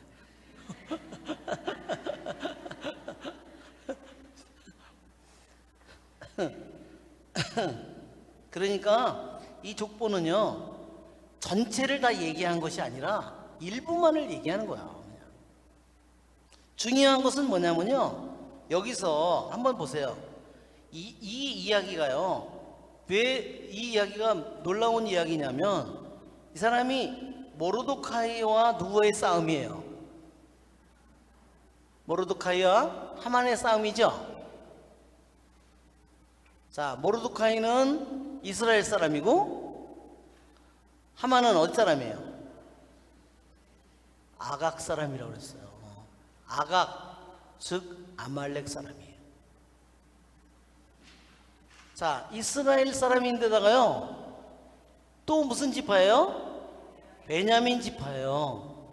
베냐민 지파는 또 누구냐면요 그 할아버지 증조부가 사울의 아버지 키스예요. 즉 우리가 이게 사무엘기를 읽어보면 사울 왕에게 내려진 명령이 뭐예요? 아말렉을 다 죽여라. 그렇죠? 아가강을 죽였어요 안 죽였어요? 왜 안 죽였다고 그랬어요? 왜 그 전에 공부하신 분들은 들어서 알죠? 이 사울 왕이요 정신 나간 놈이에요. 사울이 얼마나 잘생겼다고 그랬어요? 사울이 이스라엘에서 가장 잘생긴 사람, 남들보다 이 어깨 하나가 더 높다고 그랬어. 키도 크고 인물이 그렇게 잘난 사람이 없었는데 아가강을 아말렉 왕을 안 죽이고 데려왔고 살찐 짐승은 다 살려가지고 왔어요. 완전 보험물로 바쳐야 되는데, 그죠? 그래서 왜 안 죽였냐? 인물이 너무 잘생겨서. 이런 썩을 놈이 어디 있어요? 하느님의 이름은 하느님의 말씀을 어떻게 해요? 그냥 밥 먹듯이 어기는 거예요. 그게 사울 왕의 모습이에요. 여기에서 다시 한번 이 사울 왕과 아각 왕의 그래서 나중에 이 아각 왕을 누가 죽였어요? 안 죽인 거를 보고서 사무엘 예언자가 분노해가지고요 칼을 달라고 그래가지고 난자에서 죽였다고 나왔어요. 왜? 그 분노는 누구 때문에 그랬을까요? 하느님의 분노를 얘기한 거예요. 하느님을 얼마나 난도질했는지를 보여주는 겁니다. 사울 왕이 하느님에게 그런 난도질을 했다는 거예요. 자, 결국은 그 사람들이 나중에 다시 살려준 사람들이 어떻게 됐어요? 다시 자기네 민족을 멸종시키려고 모든 계획을 꾸미는 겁니다. 이게 하나하나 이 한 기절이 나와 있지만 그 기절이 이미 암시하고 있는 바는 그거예요. 역사가 또다시 반복되고 있다는 겁니다. 사울 왕은 그 좋은 위치에서 아말렉을 멸종시키라는 명령을 받았지만 그 명령을 하느님의 명령을 따르지 않아요. 완전히 순종하지 않아요. 뭐 때문에? 너무 그게 양이고 소고 너무 아까워서. 왜? 베냐민 지파에서도 자기가 제일 찌질이 집안이라고 그랬어요. 그 염소 색깔이 한 마리 잃어버려가지고서 그거 찾으러 며칠 동안을 돌아다닌 인간인데 그 양이니 염소니 살찌 그걸 어떻게 죽여? 못 죽여. 아니 이거 다 킵해. 다 살려와. 이야, 이래서 한 거예요. 이게 왕이 그러니 어떻게 해요? 그렇죠? 예, 완전 봉헌물로 바치지를 못했어요. 예, 이게 여기에서 다시 1절에 우리 여기에 그리스어 성경에 모르드카이의 그 출신을 얘기하면서 모르드카이는 왕도 아니고 귀양가 있는 이스라엘 백성의 정말 불쌍한 처지에 있지만 모르드카이는 같은 베냐민 지파인데도 하느님의 말씀을 얼마나 깊이 그가 따르려고 했는지를 보여주는 거예요. 무슨 소리인지 아시겠죠? 이 베냐민 지파의 수치를 그가 말하자면 씻어주는 인물이 된 겁니다. 자, 꿈은 굉장히 묵시적인 내용이에요. 즉 묵시적인 내용이라는 것은 뭐냐면요, 종말을 얘기하는 장면이라는 겁니다. 그렇죠? 왜?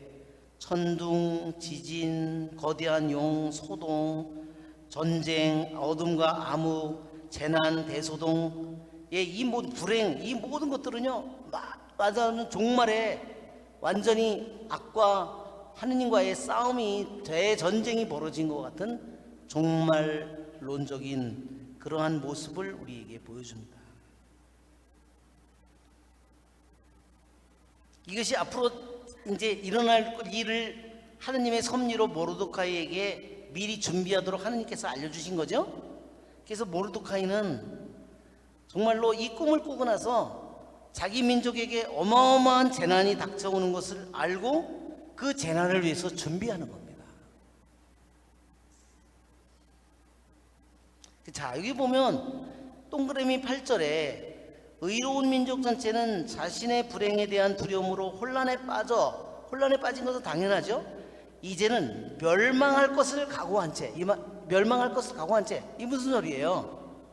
내가 죽으려면 내가 하느님의 이름을 지키기 위해서, 내 신앙을 지키기 위해서 죽으라면 나는 죽을 각오가 되어 있다.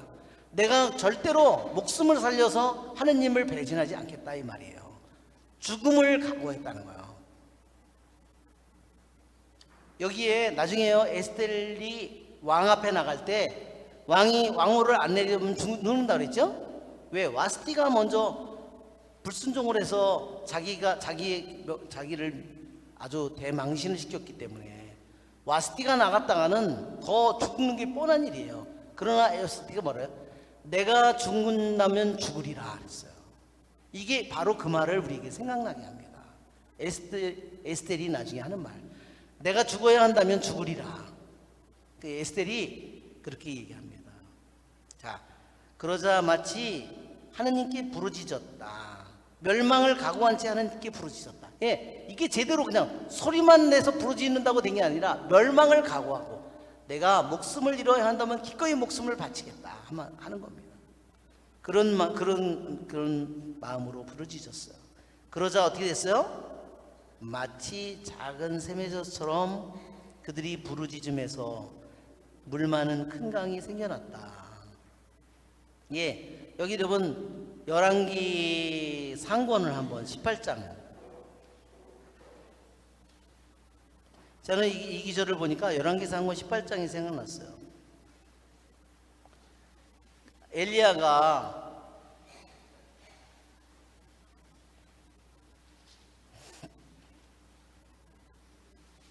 가뭄이 끝나죠? 41절 갈멜산에 올라가서 있어요. 이번에도 이스라엘 가서 갈멜산에 올라갔는데 거기에 엘리야가 이렇게 칼을 들고 이게 칼이 다 휘었더라고요. 그 칼 그걸로 조각상만 하도 많이 죽여서 거기에 있는 조각상 엘리야의 칼이 휘어져 있는 모습으로 나와 있었습니다. 자, 44절 일곱 번째가 되었을 때 시종은 바다에서 사람 손바닥만한 작은 구름이 올라옵니다. 엘리야가 시종에게 일렀다. 아합에게 올라가서 비가 와서 길이 막히기 전에 병거를 갖추어 내려가십시오. 그러는 동안 잠깐 사이에 하늘이 구름과 바람으로 캄캄해지더니 큰 비가 내리기 시작하였다. 자, 분명히 바다에서 올라온 구름은 어때요? 작은 손바닥만한 구름이었죠? 그 작은 손바닥만한 물리적인 구름이었다면요, 거기서 무한한 그 비가 내릴 수가 있어요? 요만한 손바닥만한 구름 속에서 비가 내려봤자, 그렇죠? 병아리 오줌 만큼 내리겠죠. 그런데 온 땅을 다 덮을 만큼 어마어마한 비가 와요. 이 손바닥만한 구름은 그래서 뭐라 그랬어요? 이것이 교부들이 이 손바닥만한 구름이 성모님을 의미한다.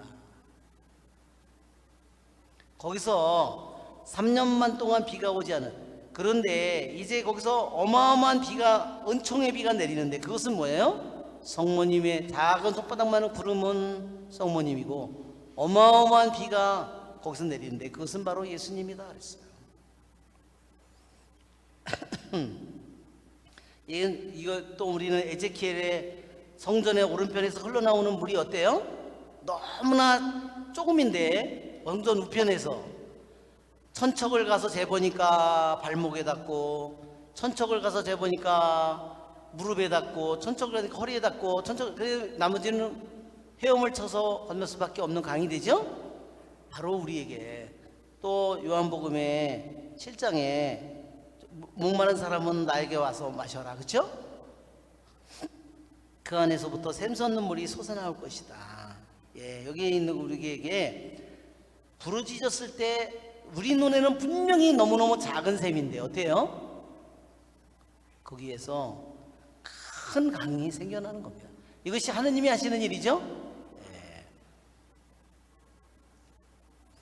예, 그래서 빛과 해가 솟아오르고 비천한 이들이 드러눕혀져 존대받던 이들을 집어삼켜버렸다.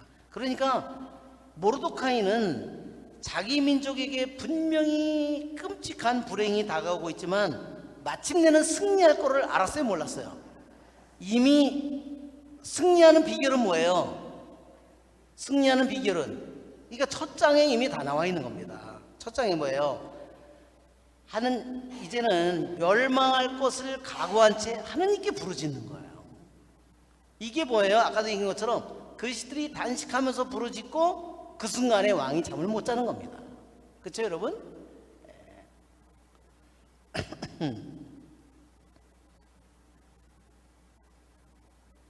이러한 꿈과 하느님께서 실행하시려고 결정하신 바를 본 모르드카이는, 그렇죠? 하느님께서 한 결정을 미리 본 거예요. 그렇죠? 하느님의 계획과 결정이죠. 그것을 이미 미리 봤어요. 그러니까 모르드카이는 분명히 두려움에 떨기는 떨지만 반드시 하느님의 결정에 의해서 자기네들이 승리할 것을 이미 분명히 다 끝장을 본 거예요. 이미.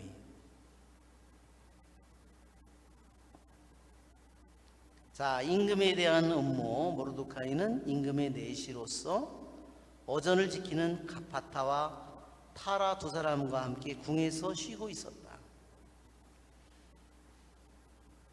그때 그는 그들의 계획을 엿듣고서 그 의도를 조사한 끝에 그들이 크세르크세스 임금을 해치려고 꾀하고 있음을 알게 되었다.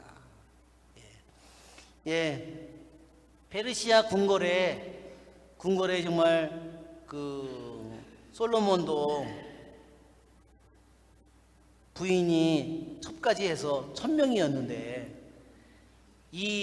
그쵸? 너 의자왕이 더 대단해요. 3000국년이잖아. 네. 페르시아 왕은 궁궐에요. 하렘이 있었어요. 하렘.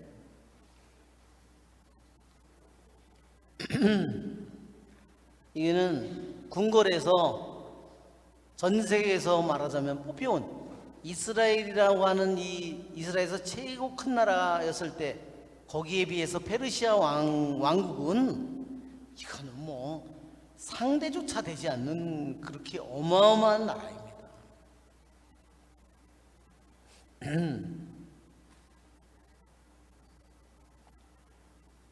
그 많은 여자들이 거기 있기 때문에 궁궐에 있는 남자들은 대개 7 자문관을 제외하고는요 다 그 사람들이 넷이에요. 그러니까 우리 성경에서 끌려간 다니엘이니 뭐 이 사람들도 다 분명히 넷이었을 거예요. 왜냐면 만약에 그랬으면 전 세계에서 뽑힌 이쁜 여자들은 다 와 있는데 아이 꼬추를 달고 있으면 어떻게 되겠어요? 그렇죠? 시간은 많고 그렇죠? 네. 그래. 그리고 그 여자들이 그래서 그 임금이 어떤 때는 한 번도 안 건드린 여자도 너무 많을 거 아니에요. 그렇죠? 정말 그러니까 그 내 안에 내시들이 실제로 이 페르시아의 왕국이나 바빌론의 왕국에서요 내시들이 임금을 죽이는 일이 생기는 겁니다. 왜? 힘은 세잖아요. 그러니까 하면은 뭐 저기에서 뭐 술이 취했거나 뭐 할 때 죽이는 거야. 뭐 너무 쉬운 일이죠. 뭐 독약을 통해서나 뭐 저기를 통해서나 죽이는 일은 너무너무 쉬운 일이에요.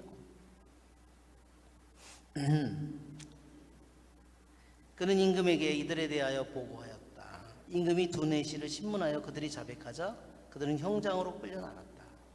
임금은 이 사건을 잊지 않도록 기록하게 하였으며 모르드카이도 이 사건을 기록하였다.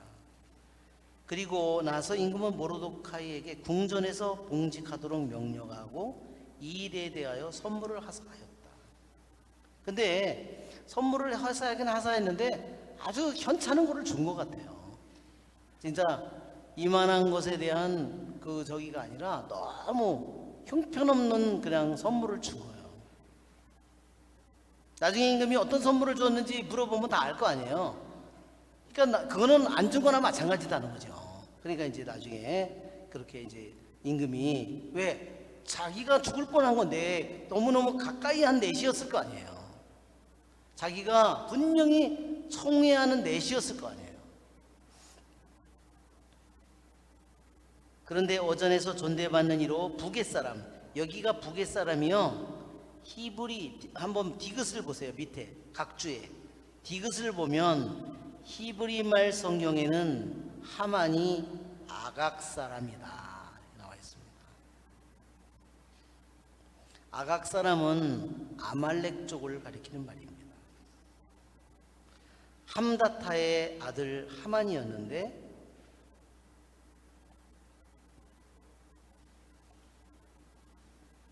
그는 임금의 두 내시일 때문에 모르드카이와 그의 민족에게 해를 입히려고 꾀하였다.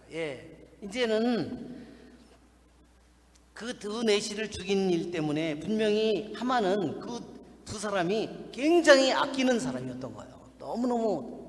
그러니까 두 사람을 통해서 죽이고 자기가 뭐가 되려고 했을까요? 자기가 왕이 되려고 했던 거죠. 그래서 이제 모르드카이만 죽이면 되는데 이 아각 사람들에게는 뭐가 있어요? 아말렉 사람, 이스라엘에 대한 증오가 있는 거예요. 이게 이제 뭐지야? 전체를 다 우리 왜 뭐 역사도 보면 뭐 인종 청소가 많이 있었잖아. 동유럽에서도. 그렇죠? 뭐 세르비아계니 뭐니 그 메주고리에서 가까운 동네입니다.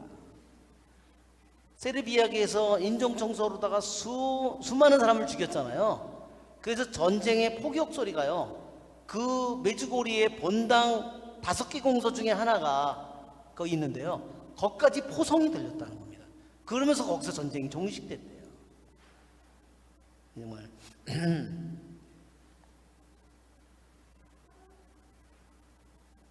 자, 크세르크세스 임금이 잔치를 베푼다. 그러니까 여기에 보면요, 잔치라는, 아까도 우리가 이 에스텔의 구조에서 잔치 또 부인도 잔치를 벌이고 에스텔도 잔치를 벌이고 계속 나오죠. 20번 이상의 잔치가 나와요. 이 에스텔기의 이야기의 배경이 이상하게도 잔치가 굉장히 많이 나오는데 결국은 이것은 무엇을 또한 암시하냐면요, 나중에 푸림절이라고 하는 잔치를 이스라엘 백성이 열어야 되는 이유를 우리에게 보여주는 겁니다. 왜?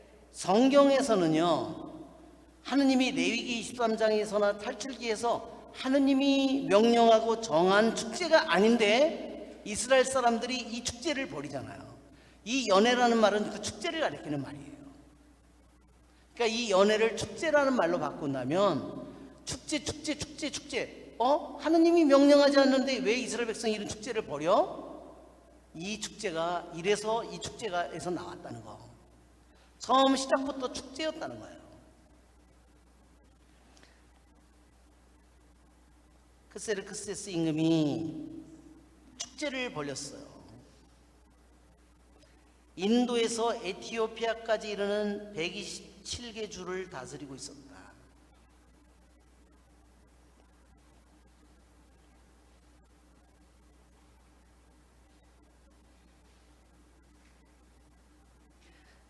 그의 왕자에 앉았을 때 그는 통치 제3년에 대신들과 시종들을 위하여 잔치를 베풀었다. 페르시아와 메디아 군대 장수들과 각 주의 귀족들과 대신들이 그 앞에 모여들었다. 임금은 180일이라는 오랜 시일에 걸쳐 자기 왕국의 영화로운 부와 자기 권세의 눈부신 영광을 자랑해 보였다. 알렉산더 대왕이요, 페르시아 제국을 멸망시킨 것이 알렉산더 대왕이에요. 이제 465 아까 이 크세르크세르스 대왕이 그랬다고 그랬는데 그 다음에 100년이 돼서 지나지 않아서 알렉산더한테 멸망합니다. 페르시아 제국이. 알렉산더 대왕이 페르시아 제국을 점령했는데요, 금운이 어마어마하게 많았다는 겁니다. 상상하지도 못할 만큼 역사 기록에 나와 있습니다.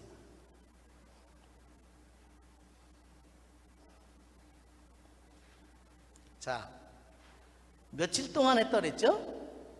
연회를 180일. 그 다음에요, 180일이 끝난 다음에 또 다시 7일을 해요. 6개월 동안 축제를 벌이고서요, 다시 7일 동안 축제를 벌이는데 대상이 달라요. 6개월 동안은요, 누구랑 했냐면, 자, 누구랑 했어요? 군대의 장수, 각주의 귀족, 대신들.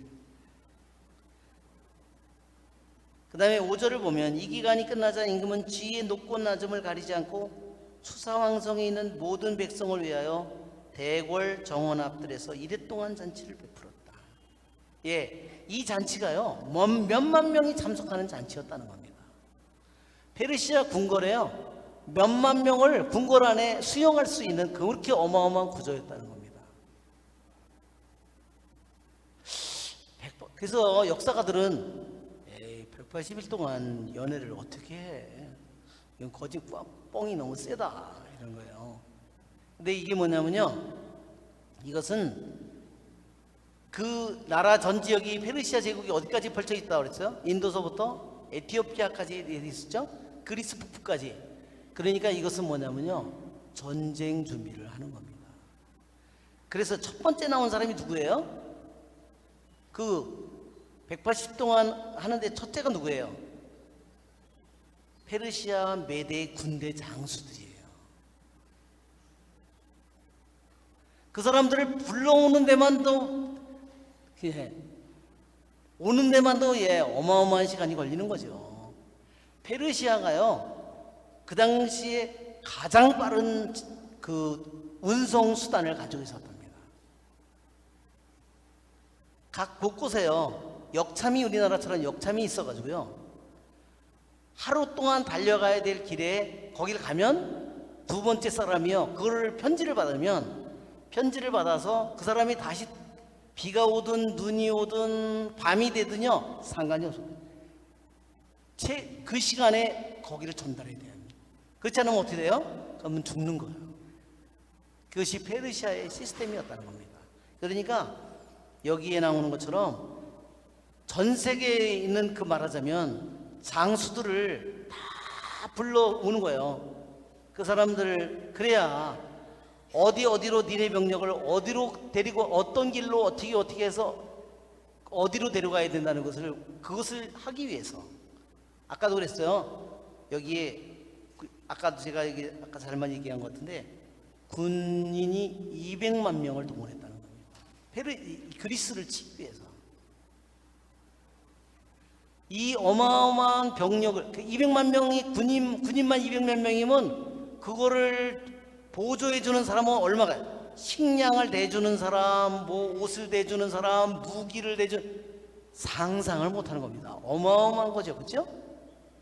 그러니까 그거를 준비하기 위해서 180일 동안 각 지역 사람들을 다 불러서 이 이야기를 했다는 겁니다. 자, 오늘은 여기까지만 하고 마치도록 하겠습니다. 영광이 성부와 성자와 성령께, 성부와 성자 성령의 이름으로 아멘. 네, 수고하셨습니다.